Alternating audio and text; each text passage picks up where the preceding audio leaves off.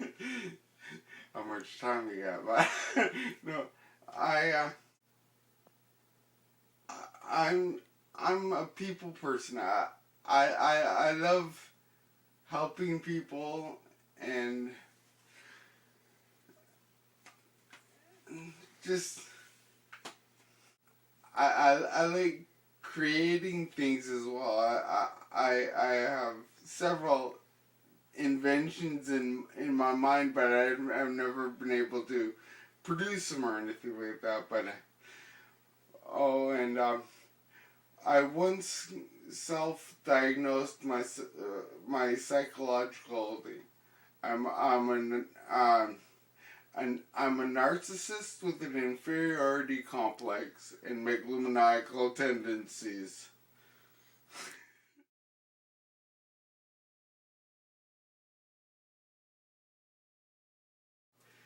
Uh, Pretty much everything. That's I don't specify comedy because to me it's pretty much everywhere.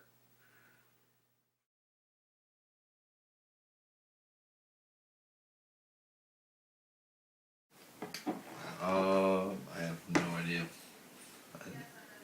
People don't usually say much about assumptions. They just ask questions.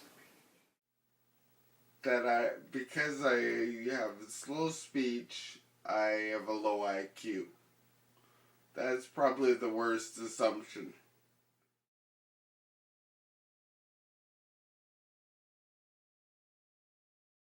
Quadriplegia. Yeah, I've been in a wheelchair for 9 years. We had a car accident. There was just a single vehicle rollover. But I have ataxia, which is a progressively degenerative neuromuscular disorder. But this building that I'm in is for the heart to house, and the way I got into here is because I also suffer from PTSD from my stepfather's abuse.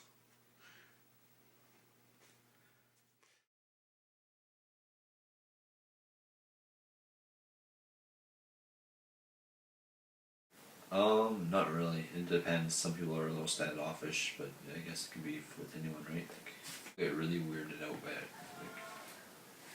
Like, just awkward. I don't know. No, not really. Cause I like dealing with people.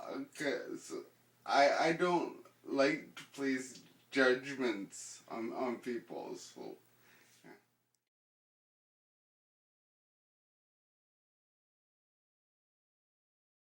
Some of the older buildings downtown, to get into the building, you can't just go into the staircase in the front. You have to go around like the back, like wheel a block and a half, and then like go into the back door through a service elevator.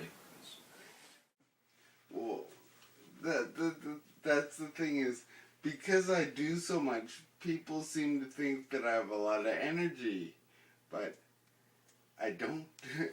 The ataxia, for me at least, saps my energy. So I'm not only doing the work of the errand, but I'm also fighting my fatigue, the ataxia.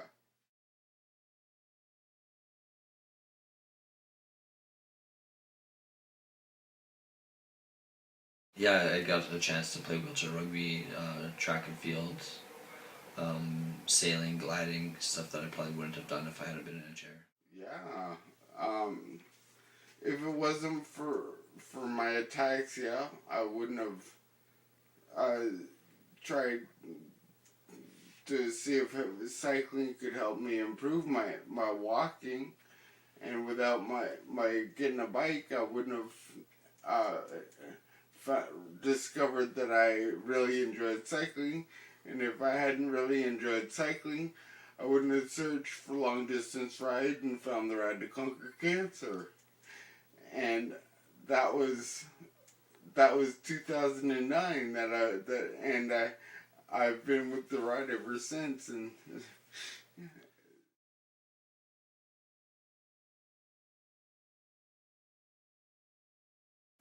Probably, because there's a lot I've missed out on too, right? Like, I've got friends that have just backpacked around the world and, you know, not had to worry about taking care of themselves and stuff, because it's a little more difficult being a charity. no, I wouldn't, because not only has my disorder made me aware of things within myself that I'm capable of, but it has opened some other options for me as well. And if I took that away,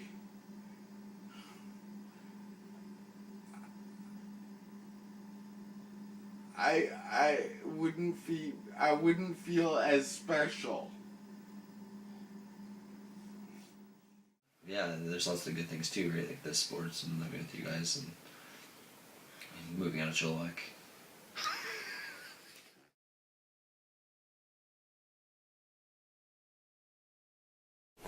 I'll be speaking about my daughter. My birth mother.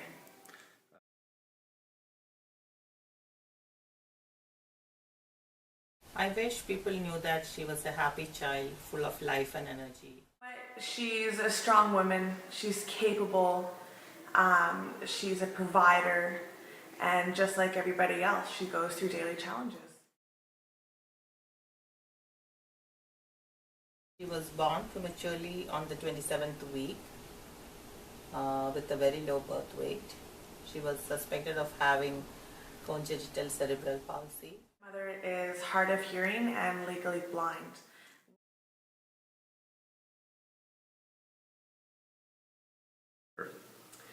You know, that's a hard one because growing up when I was younger, you know, we didn't go out after dark because she had no night vision, and if we did, we always took the bus.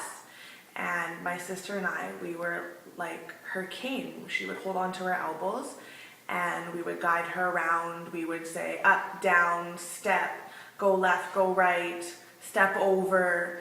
And you know, at nighttime it just became a second nature to us. We didn't really know any different. So for us that was normal.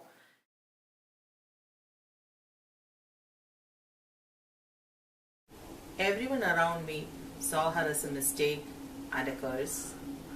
We were not even invited for any gatherings or family events as she was considered as a bad omen. I was afraid that this will affect her confidence and self-esteem when she was old enough to understand society's treatment towards her.